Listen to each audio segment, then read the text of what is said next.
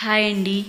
ఈ సండే అయితే నేను మా హస్బెండ్, మా పాప, ఇంకా మా హస్బెండ్ వాళ్ళ కొలీగ్స్ అందరం కలిసి అయితే మా హస్బెండ్ వాళ్ళ ఆఫీస్లో ఒక అబ్బాయి పెళ్లి జరిగింది. సో దానికైతే సామర్లకోట స్టార్ట్ అయ్యాము. ఈవినింగ్ 6కే మేము సామర్లకోట వెళ్ళడానికి అయితే రెడీ అయిపోయాము.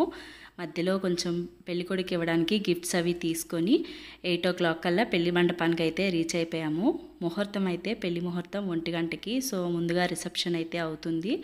ఇంకా మా హస్బెండ్ వాళ్ళ కొలీగ్స్ అండ్ కొలీగ్ వాళ్ళ వైఫ్ కూడా వచ్చారనమాట మ్యారేజ్కి. సో మేమందరం అయితే అక్షింతలు వేయడానికి స్టేజ్ కిందన వెయిట్ చేస్తున్నాం అనమాట.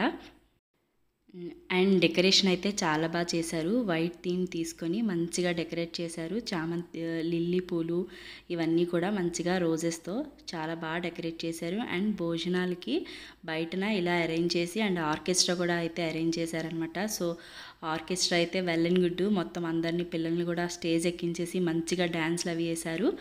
అండ్ ఇంకా మా హస్బెండ్ వాళ్ళ స్టాఫ్ అందరూ కూడా పెళ్ళికొడుకు తరపున మంచి జోష్తో ఉండి ఆర్కెస్ట్రా వాళ్ళతో కలిసి మంచిగా డాన్స్లు అయితే చేశారనమాట. సో ఇవన్నీ అయిన తర్వాత మేమైతే డిన్నర్ చేసేసి మళ్ళీ రిటర్న్ అయితే స్టార్ట్ అయిపోయాము. పెళ్ళి వరకు అయితే వెయిట్ చేయలేదు.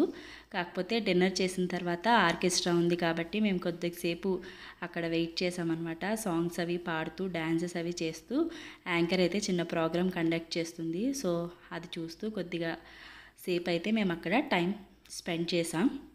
ఇంకా అయితే మేము 10 వరకు అయితే అక్కడ టైం స్పెండ్ చేసి అండ్ 10కి అయితే రిటర్న్ జర్నీ అయితే స్టార్ట్ చేసాము. మళ్ళీ మేము మా ఇంటికి రీచ్ అయ్యేటప్పటికి 11 అయితే అయ్యింది. ఈ సండే అయితే నాకు ఇలా అయ్యింది. నా వీడియో నచ్చితే లైక్ చేయండి, షేర్ చేయండి, కమెంట్ చేయండి.